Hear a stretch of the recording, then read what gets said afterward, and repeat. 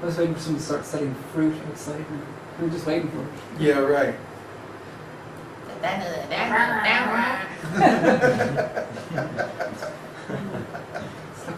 Happens every Sunday. Anyway, so the materialists are trying to create the illusion that God is not required in this material universe, but without God, the whole thing would stop working very quickly. Just like a car that you don't maintain, or a computer that you don't maintain properly. These are all arguments that we should all be aware of, so that we know how to defeat the materialistic philosophy. Why is that necessary? Well, for one thing, because everybody has been programmed with this lie. The whole time that we're in school, we're fed this material nonsense on a daily basis. And we're trained to have to just repeat it on command. Evolution, material creation, no need for God in all of this, you know. Yet in the scriptures, God says, I am giving memory, knowledge, and forgetfulness. I am seated within the heart of every living entity. I am the knower in all bodies. He says these things over and over and over again in the scriptures. Now, how can we ignore his presence? I mean, it's really unintelligent to think that this wonderful, dynamic, ever-changing material universe could exist without some intelligence behind it. That's just stupid. But it's because people hate God. They want to do away with God. They want to get away from God. And if they can't do it in reality, well, they'll just create the illusion that it's that way. Wishful thinking. But the whole world is full of this wishful thinking. And this is called Maya.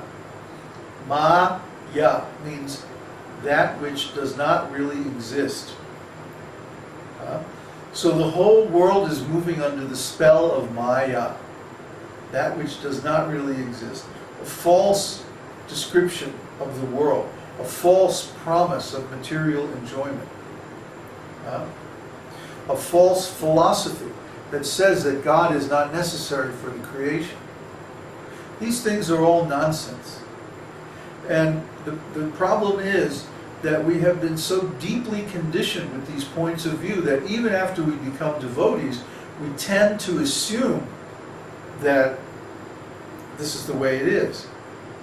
It penetrates our language, it penetrates our decisions, our values, all these subtle ideas that somehow things happen all by themselves, mechanically. But it's not mechanical. It's all personal. The Lord is personally involved in everything that happens. And He's personally within each and everyone's heart. And He personally cares about each and every one of us. And we can personally relate with Him within our hearts. And that way we have no need for emotional dependencies on matter or other people. You see? All these things are Maya, that which is not. We think that there's love in this material world, but Srila Prabhupada says there's no love. There's only the cheaters and the cheated, the exploiters and the exploited. Those are the only two roles that we can play in this material world, unless we become a transcendentalist and we start educating other people on the actual philosophy, the actual reality. Otherwise, we're cheating them and we're cheating ourselves. So, what's the real philosophy? The real philosophy is that everything we do, everything we say, with every breath that we take, we should be serving God somehow or other. Right? This isn't a dogma. This isn't a another material faith or philosophy. This is the actual absolute truth. So what we're trying to say is that we should not think that the esoteric teaching is like another authoritarian religion that says you must do this, you must do that, you must believe in the guru, you know, like as if he was the Pope or something, or that, you know, the guru is going to take over your life and tell you what to do and when to do everything. And no, we don't like that. Now some people, some devotees have interpreted Krishna consciousness like that.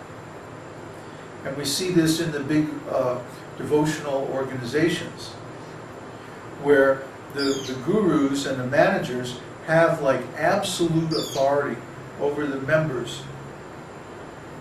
And they make all kinds of decisions, important decisions about their lives without even consulting them. And just like Neville was telling us about the ISKCON, the latest thing that they're preaching, the latest mantra, is that they're saying everybody should be very humble. Trinada pisunichena, tarora pisarishnuna. Mandena, manadena. Like that. That everyone should be lower than the straw in the street. Devoid of all sense of false prestige. That's what that Sanskrit means. Well, they're saying that because they don't want to hear any criticism. They don't want to hear any suggestions from the membership how things should be run. So they say, oh no, everyone should be very humble. And the implication behind it is, if you're not, we're going to kick you out. So this is humility based on fear. This is bogus humility, false humility. Real humility is based on love. That when we encounter someone who has exalted qualities, like Srila Prabhupada or Krishna, that we become like awestruck by their wonderful qualities. And because of this, we feel humble that, oh, I'm not so wonderful, you know, you're thousands of times more wonderful than I am, Krishna. You know, so naturally I feel humble standing before such magnificent beauty and exalted personal qualities. That's real humility. Real humility comes from love, by being attracted by the good qualities of the beloved. Real humility cannot be based on fear because it has to be voluntary, just like love. Real love cannot be legislated. You will love your country, something like that. We can't even really be forced to love God. God Himself doesn't even force us to love Him. He gives us the choice. Why? Because real love has to come from our own will. Has to come from our own choice, our own feelings. Otherwise it's not sincere, it's not authentic. And the same with humility. The same with surrender. You can't legislate these things. Well, you can try, but what you're going to get is a phony, imitation surrender, imitation love, imitation humility. So we don't want the imitation. We're tired of that. That's why we're in spiritual life. We don't want any more imitation, false things. We want the real thing, the eternal thing. That means we have to approach Krishna on our own will, on our own initiative. And if we do that, then automatically Krishna responds to us. He's not dull. He's not just a stone. He's not just a marble statue in the temple. No, he's a real person.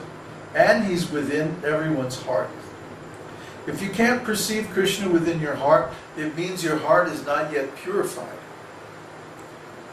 The method for purifying the heart is, of course, by the tongue. By chanting the name of the Lord, by taking Krishna Prasadam. In that way we become purified. So when we become purified, then we can perceive the Lord within our heart. The Upanishads say that He is there within the sky of the heart.